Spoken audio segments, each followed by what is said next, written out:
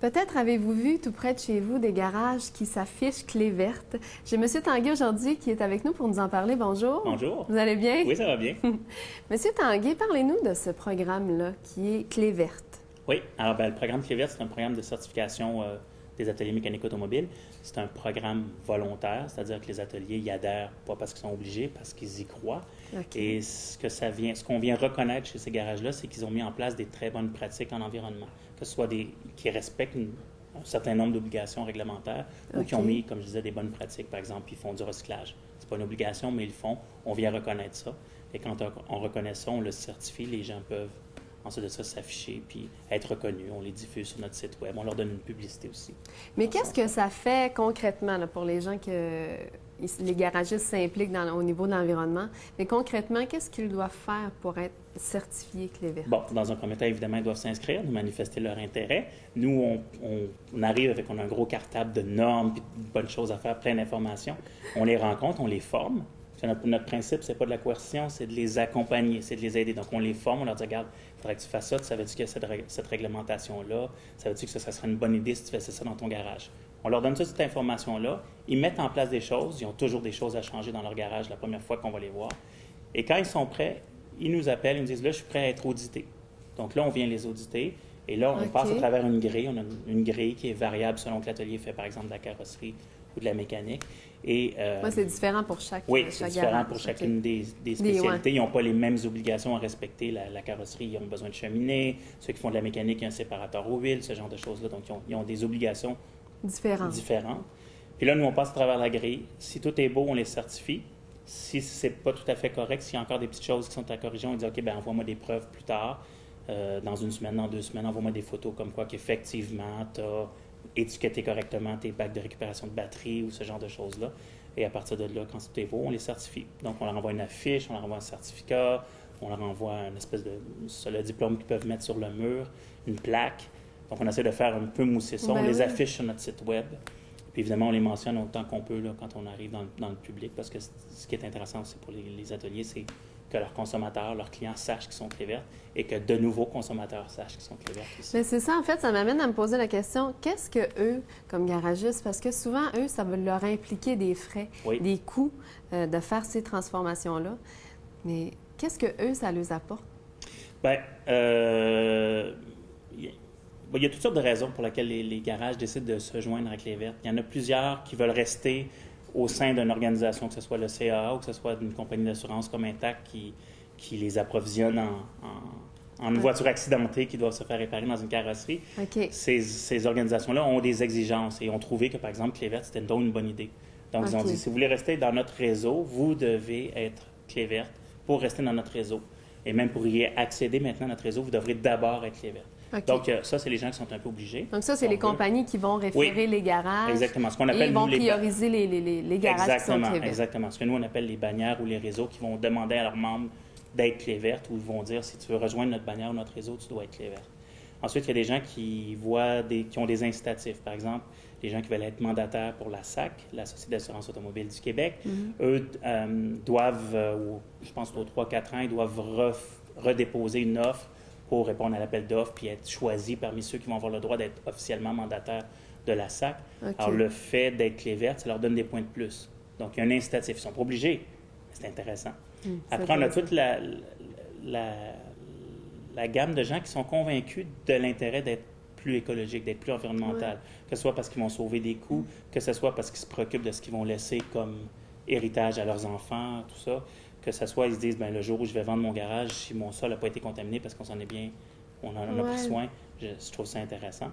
Et finalement, le dernier élément sur lequel on travaille beaucoup plus maintenant, c'est que, bien, c'est ça, un garage qui est clé verte, les consommateurs ils recherchent de plus en plus des produits environnementaux.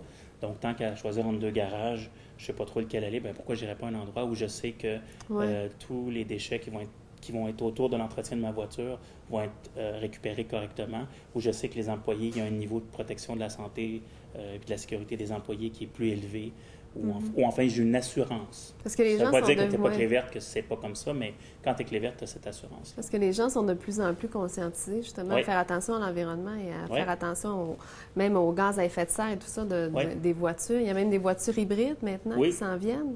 Est-ce que les garages sont en fonction de ça aussi? Non, nous, on est vraiment dans le marché du véhicule secondaire, c'est-à-dire dans la réparation des voitures. On a des concessionnaires qui sont clés vertes, mais ce qu'on certifie chez eux, c'est le département de réparation des pièces. On n'est pas du tout dans la vente de nouvelles voitures hybrides ou de choses comme ça. C'est sûr qu'il y a c'est comme des frères, là, on se parle, les gens qui sont dans le domaine de par exemple, de la voiture électrique, des choses comme ça, mais vraiment, notre créneau, c'est de dire, bon, les voitures sont là, ils ne vont pas disparaître du jour au lendemain, il faut les faire réparer. Bien, dans ce créneau-là, est-ce qu'on peut faire réparer nos voitures de façon différente? Est-ce qu'on peut les faire réparer de façon plus écologique, plus environnementale? C'est bien d'avoir une voiture hybride. J'en ai une, je suis bien content, mais en plus, si je suis capable d'avoir un garage qui va réparer ma voiture de façon plus environnementale, bien, tout le monde y gagne. Dans la vallée du Richelieu, il y a plusieurs garages, j'imagine. Pouvez-vous nous citer des endroits un peu précis pour les gens, mettons de Belleuil? Je sais qu'il y en a un près du Tim Hortons et tout ça. Oui, il y en a un qui est sur le coin près du Maille-Montenac, du Tim Hortons et du Petro-Canada, dans ce coin-là. Il y en a un autre, je ne me souviens pas tous les noms, on en a 700. Il y en a beaucoup. Mais il y en a un sur le coin de Bernard Pilon et Yvon Lheureux. Les gens qui veulent choisir les garages et tout ça peuvent avoir accès à ces garages-là sur votre site Internet. Exactement. On va sur le site Internet www.cléverte.org. Il y a une carte qui est là. On peut entrer le nom de la ville qu'on cherche ou la région où on travaille et on va voir sortir les garages. Et là, vous allez voir sur le site lequel garage est clé verte, lequel garage est en voie de l'être. Puis on ne met pas les autres garages qui ne sont pas inscrits dans le programme, bien entendu. Et la majorité des garages qu'on a, là, 6 sur 7, sont certifiés déjà. Les autres sont en voie de l'être. Donc, on a eu un gros effort au début à mettre en place, mais là, les gens, de plus en plus, sont certifiés et doivent renouveler cette certification-là. Oui, à chaque année, c'est ça? Pas à chaque année. La première fois, c'est bon pour 2 ans. Ils viennent d'apprendre, ils commencent. Et après ça, c'est de 3 ans. Parce que ce qu'on se rend compte, c'est qu'une fois qu'ils l'ont mis en place, le maintien de cette certification-là, ça se fait comme ça. La plupart des garages qu'on va revisiter pour maintenir leur certification sont certifiés automatiquement sur place. Il n'y a pas de délai parce que les gens ont pris des bonnes habitudes, puis ils gardent ces bonnes habitudes-là, puis ils savent à quoi s'en tenir. En fait, souvent, c'est plus de l'ignorance au départ que de la mauvaise volonté. Une fois que tu sais ce que tu as à faire, tu le mets en place. Il y en a plusieurs qui nous ont dit, moi, ça a même facilité mon travail dans oui? Oui, on a pris des habitudes de mettre les choses là au bon endroit au lieu de les laisser traîner n'importe où, tout ça. On range. Et puis, ils ont des commentaires aussi des clients qui trouvent que l'atelier, c'est sûr que les clients, ils ne voient pas tout ce qu'il y a sur le plan environnemental, mais ils voient par exemple que l'atelier est mieux rangé, plus propre, tout ça. Donc, il y a même différents niveaux de certification. Il y a or, argent et bronze. Oui, exactement. Donc, comme je le disais tantôt, quand un garage se certifie, il doit respecter un certain nombre d'obligations.